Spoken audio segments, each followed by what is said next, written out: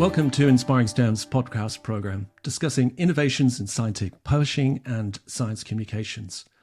Our guests are key opinion leaders in organisations working to advance and quite often to disrupt the status quo. My name is Martin Delahanty and I will be your host. Before we begin, please remember to click the subscribe button in the bottom right-hand corner of your screen. We very much value your support. My guest for this episode is Beth Bayley, who is Open Science Manager for Karger Publishers and their Open Science Task Force co-lead. A major focus is helping to drive forward Karger's sustainable transition to open access. A very warm welcome, Beth, to the program. So glad to be here. Let's start with just an easy one to begin with. Tell us a little bit about your background and your current role. It's kind of easy, I guess, but also a little complicated because I'm from the US, but I live in Switzerland and I've been back and forth between the continents a bit. My background is also not in science, but I was always really interested in publishing. It was part of, the dream future I could envision. I did do an internship at Simon & Schuster when I was in college, and I was interviewing at publishers in New York for a job, but then I ended up having an award for a grant from the German government for postgraduate research in literature in Germany. I ended up staying and becoming a business reporter and going back to New York, and then eventually for family reasons came to Switzerland. At that point, I had my first daughter and took some time out. But when I was ready to go back to the workforce, two people sent me an ad for this position at Karger Publishers because I had wound up in Basel, Switzerland, which is where Karger is based. Now, what kind of is funny in the background is apparently that was actually my destiny. Not that I necessarily believe in that, but when I was about 19 or 20, as sort of a gag gift for like a local charity auction, my parents had gotten an astrology reading, and the astrologer had told me that I would someday work for a medical publisher. I did not really know what that was. I couldn't picture it. I was, really I really enjoyed literature, but the publishing made sense. The medical part I didn't get, but that is actually where I wound up. So, I might be really fulfilling my fate. Yeah. And I'm Open Science Manager. It started as Open Access Manager. I had some other positions when I first began at Karger, which was great, which I always think of as kind of like understanding, a bit what's under the hood of a car, knowing how things work in the background and how important just the interfaces with like PubMed and, all kinds of other services are. But I eventually became Open Access Manager. And then a couple of years ago, that became Open Science Manager, which is recognizing how important that is. And also that open access is a part of the open science world. So many publishers now are grappling with the transition to open access. So how is Karger approaching the transition to open access? It is really complicated. I love my job because it is so challenging and so interesting, and there's controversy and drama with the policies sometimes. Karger is, we always say, we are open for open. So we would really like to move to open access. However, that's not something that you can do just because of your intent. All the communities also have to want open access and, be able to be sustainable themselves in moving to open access. So it's not something that we can just do decide to flip and will be open access, not in a way that's sustainable, and in the best interest of us and also all of our stakeholders. So, I think, some years ago, we were a lot more sort of ambivalent about open access. Early on, I think things weren't as clear. And in about 2018, our family owned independent publisher for the first time also included an outside CEO, and we had a real, think about the future and a reorganization. And since then, open access is really a firm part of our strategy. We've made a lot of, moves as much as we feel make sense, and are supportable towards open access. One of the biggest ones was over 3 years, we flipped 15 journals. We had flipped a few in the past, and we have done a couple more since, but that was really a big block. So now about a third of our portfolio is open access. And for some publishers, 15 might be, a drop in the bucket. But for a publisher our size of about 100 journals, that's quite substantial. And was pretty bold. We're open to flipping more journals as well, but it has to make sense also for that journal, for the community, for the editor-in-chief, and within the portfolio. And I think when we last spoke, Beth, you mentioned one particular, perhaps best practice case study or a good example of one particular journal that had flipped successfully. Yes, ophthalmic research. That was one of it within the tranche of the 15 journals. And, often there is a dip in submissions when a journal becomes open access, a subscription journal, but it maintained quite strong submissions. And it's really been like a great case study. The editorial board and the editor-in-chief are really pleased, and it really works well in that community. So we're happy with that, and we would love to have more cases like that.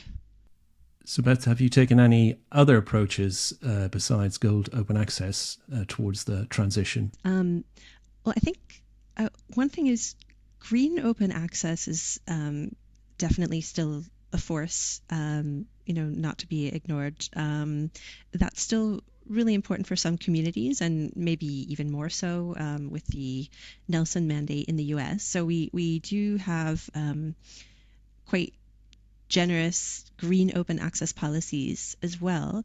But in addition to that, we would like to make more content fully open access. With Gold Open Access, of course, there's the really massive problem about including some people by making the content accessible, but excluding others by making it impossible to publish. So we have tried some other models. We are really keen to do more open access, more diamond open access or platinum type journals. We have something called partner publications. Those are diamond based.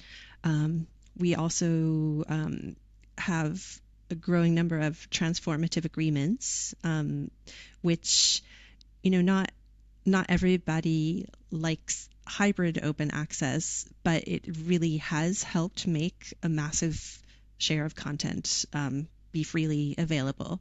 So, that's another tool in the toolbox of transitioning. We tried transformative journals as well, although now that the Plan S support has, will be disappearing. I'm not sure what will happen with those, in general with transformative journals, but we did, commit to trying them out, and we had a couple of journals that have really increased open access a lot. But something else that's been really exciting and important for us is trialing Subscribe to Open. So that pilot, we're just finishing the first year, and we have 2 journals in the pilot, and it's possible we'll expand it. I think the first year isn't as much the massive challenge because it can be, it's just for a subscriber, it seems like any renewal. But, it's the second year when they may look back and say, oh, wait, this is actually, been open access all along. Do I really want to continue paying for this? I think the second year is what I've seen as, probably the more critical point. And it's too early to call, but it does look really promising that we haven't so far really had cancellations because of Subscribe to Open. I think there's always some attrition. There's always going to be some cancellations, but it's not sort of because of subscribe to open and not, on any kind of mass scale. So that makes it look really promising. It's yeah, it's hard to see it working for all journals or being at scale, but as one approach that lets us bring more that make more journals open access, it's been really effective, and I hope that um, it will turn out to be successful as it has for like annual reviews, um, which came up with the idea and generously has shared it with everybody through the community of practice. Um, yeah, so it does look promising. It's interesting.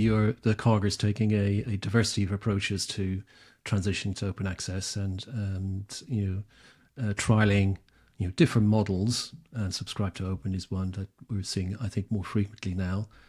Um, so I also wanted to touch on the open access landscape in China and Karger's experience with that. Yeah, I think open access is difficult there. There's absolutely a lot of interest and a lot of questions about it and a lot of discussion. Um, but yeah, when you have so many researchers, so much output, of course, a gold model where you're paying for each article published seems something that understandably they would be reluctant to take on.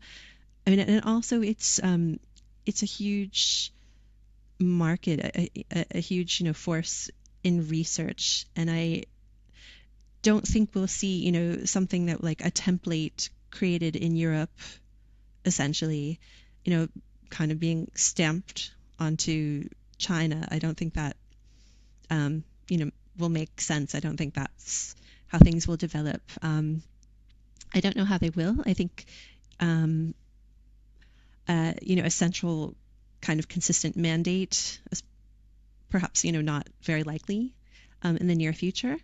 Um, but as I said, like there is certainly interest, and we also have some customers who are interested, and we do have some transformative agreements. Um, they are mainly based on credit rather than kind of a flat, unlimited publishing basis. But in one of the major universities, we did have the allotted credit for last year was exceeded. So, although it's still a small share of the overall research, um, yeah, it's still substantial, and showing that there's a lot of interest. I want to ask about the role of preprints, and we've seen since the pandemic the advent, I think, of preprints and their use and value within the scholarly publishing ecosystem. What is Karger's view on the role of preprints? First and foremost, preprints are, they belong to the author, and we encourage them to be shared, and we don't place any restrictions on them. Um, they, there should be transparency if they're cited, and I think they are really good for bringing information out, more quickly and getting a chance to get feedback from the community. I think they should be shared responsibly in a repository, maybe where there's a pre-check. I think, when you think of the huge benefits of them during the pandemic, there also can be, drawbacks, if there's misunderstanding about, believing it is a peer-reviewed piece of research, when it's not. There is a difference, and it should be clearly labeled. But yeah, we are really supportive of all kinds of open science initiatives, and this is also an important aspect of that. And another important aspect to open science is data sharing and fair data. Again, how's Karger approaching supporting authors in sharing data? This is also really important. we as a publisher do not have any mandates on sharing data, but I think we're stopping just before a mandate. We're about as firm as could be. We do require a data availability statement, and if data is not made available, then we ask the authors to say why. Our colleagues in editorial development also participated in an STM working group on developing, best practice and guidelines around data, and that's been really useful. Something else we do is we have a generous allowance with Figshare that authors can use because we really do want to help them be able to make their data available easily.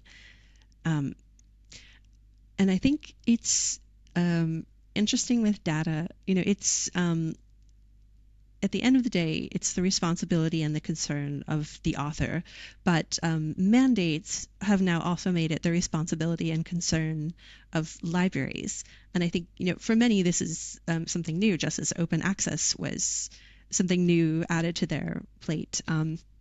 So also the library community is really interested in understanding how to make data open and the best practices, and we try to do a lot to educate researchers and the librarians. We have an infographic that I'm told is usually like the quickest to go at a congress from our table.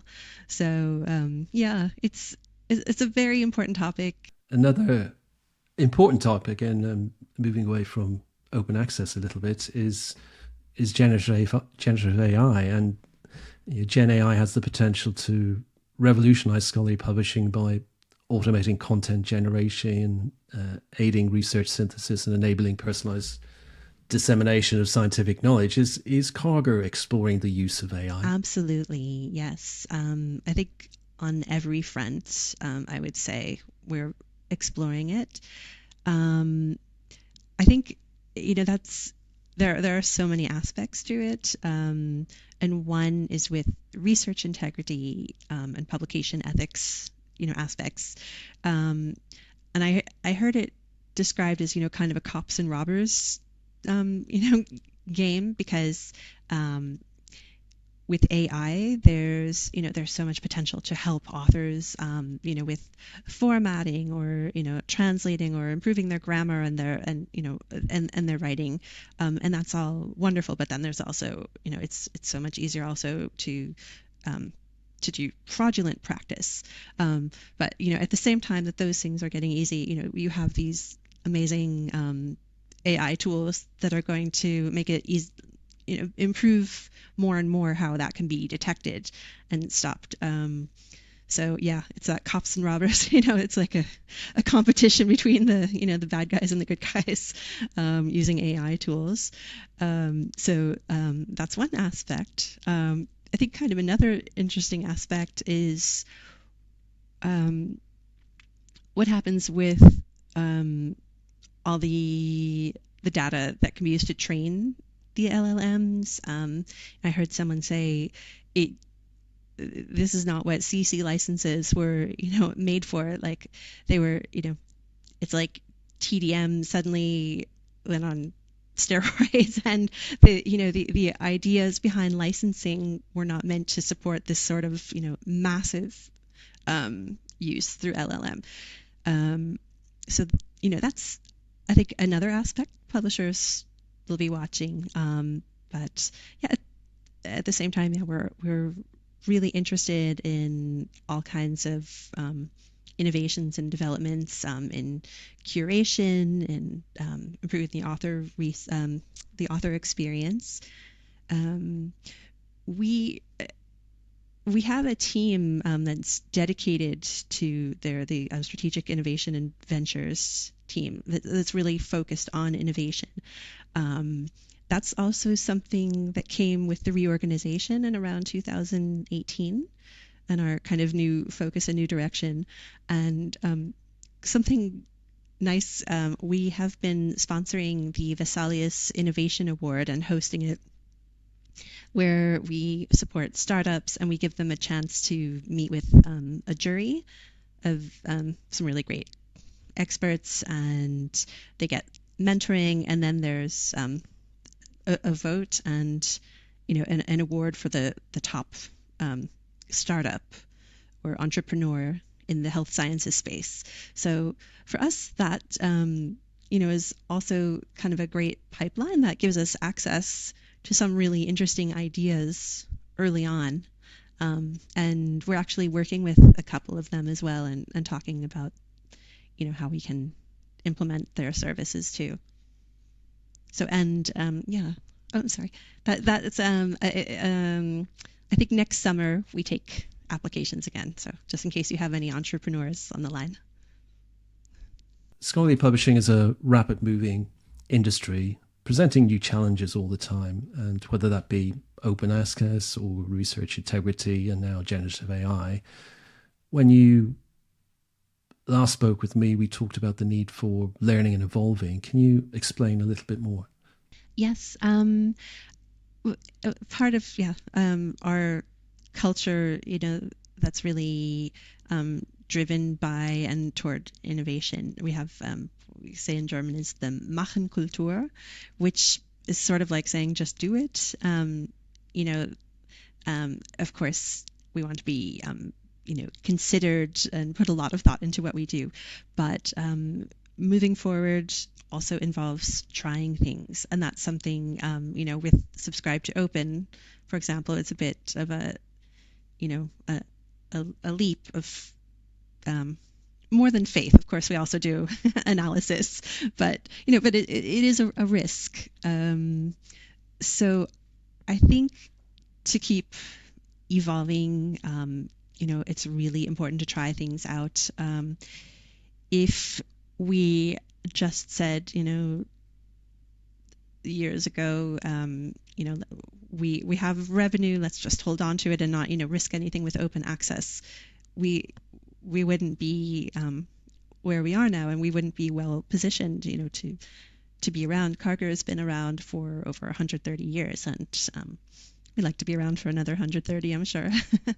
So yeah, I think being open to ideas, open to experimenting, open to exchange of ideas and communities of practice is also really crucial to evolution. And that's with the subscribe to open community of practice, and it's wonderful. You can ask questions and exchange ideas. It's very supportive. And then with research integrity and publication ethics, I think that's also been very important. I think if everyone is dealing with the same concerns, if for each to then sit in their own office separately, you will not achieve as much as putting your heads together.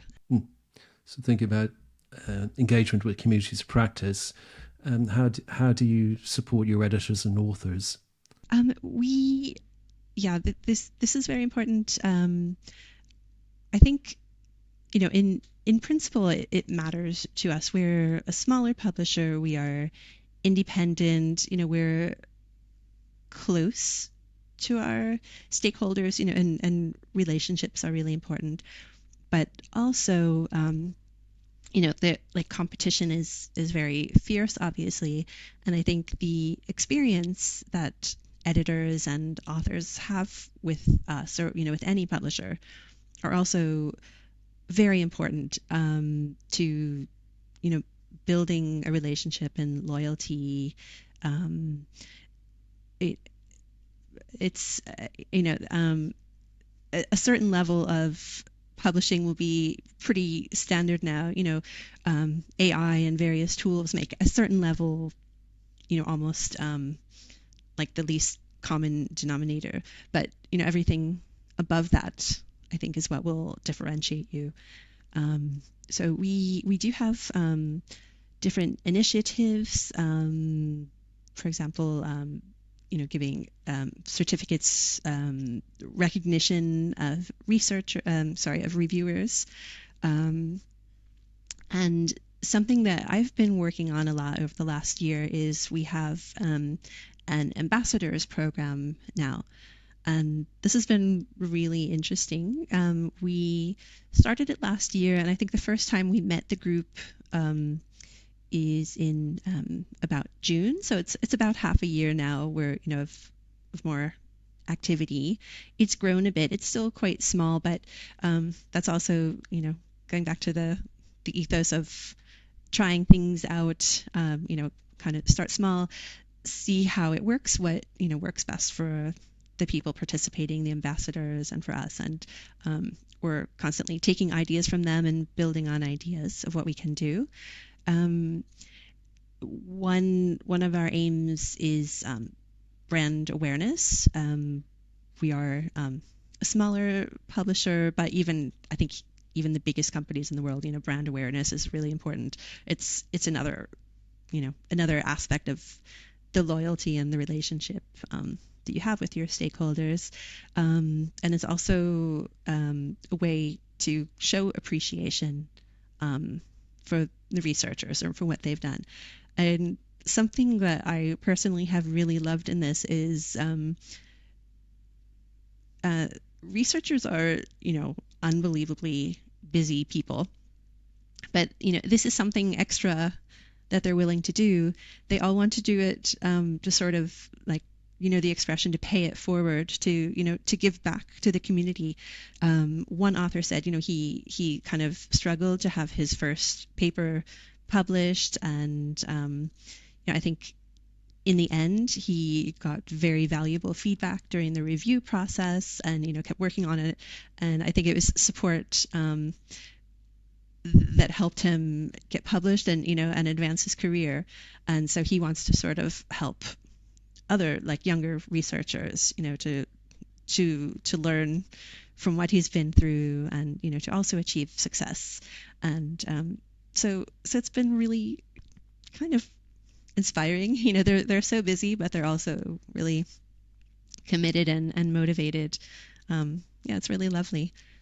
Well, it's really nice to hear about your ambassador program, and I think other publishers have similar programs, but be more support for, as you say, early career researchers, because I think they continue to be challenged in terms of their academic work and their publication output, and support for that I think is really important coming from publishers. I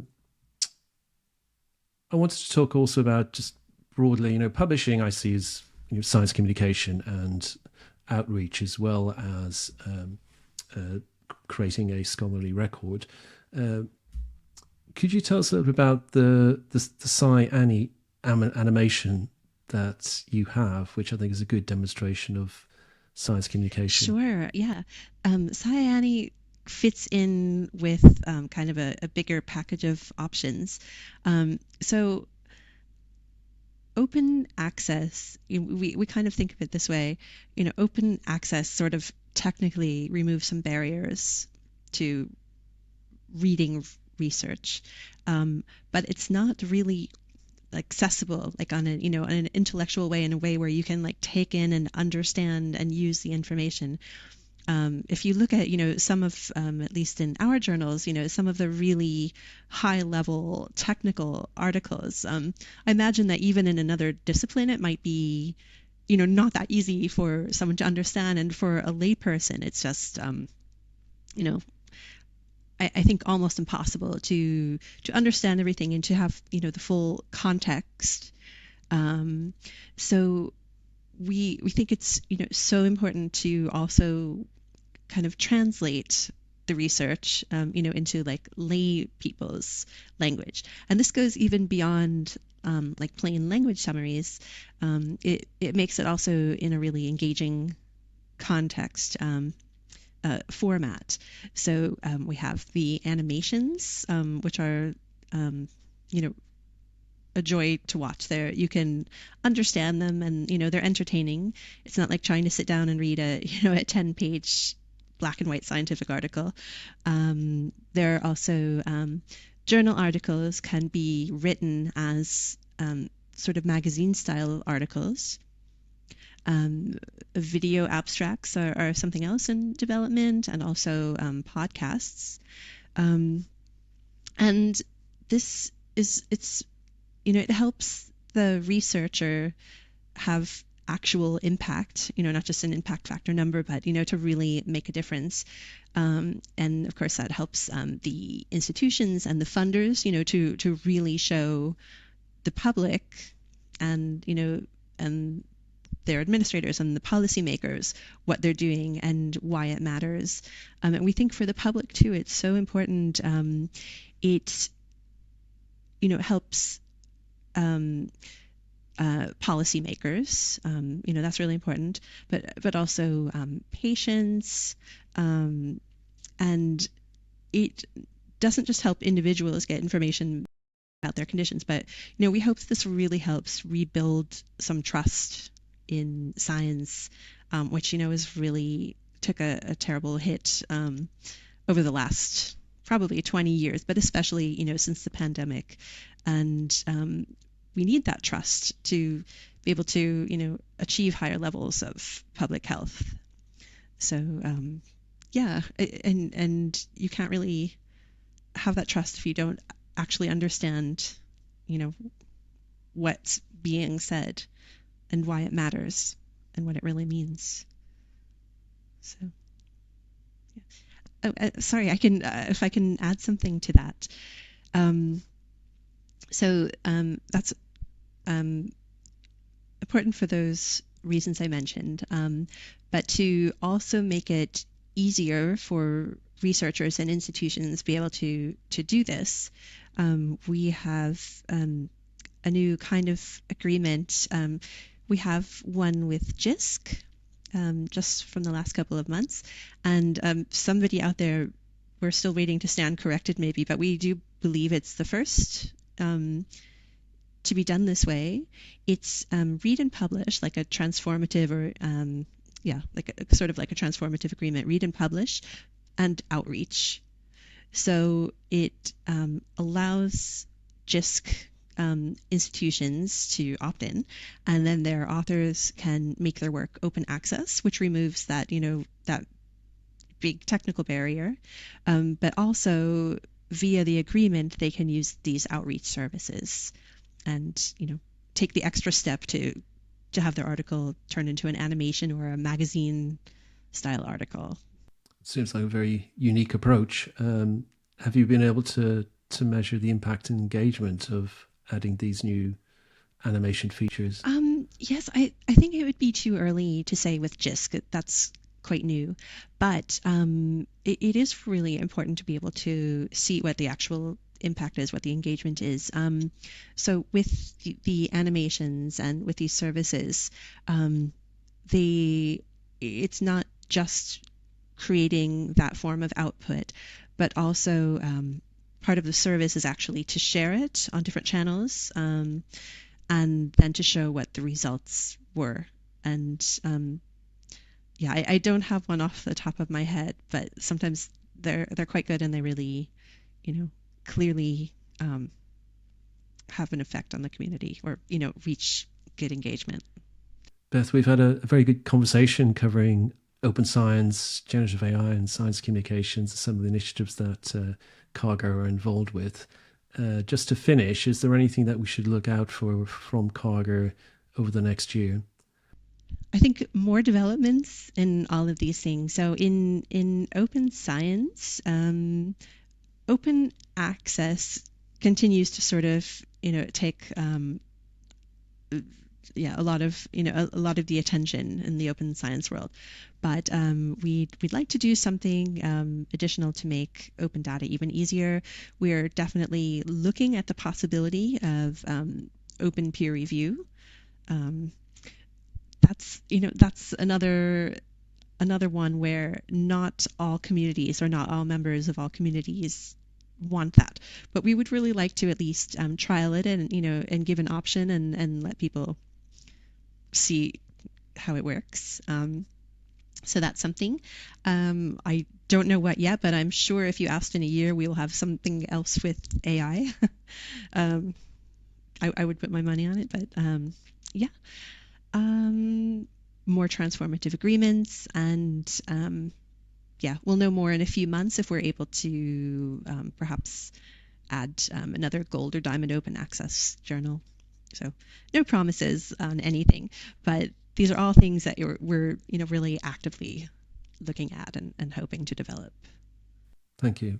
And thank you, Beth, for the opportunity to speak with you today. I'll include notes and references in the links and description to the podcast. But for the moment, Beth, thank you very much for your time. Thank you so much. It was great talking with you. Thank you.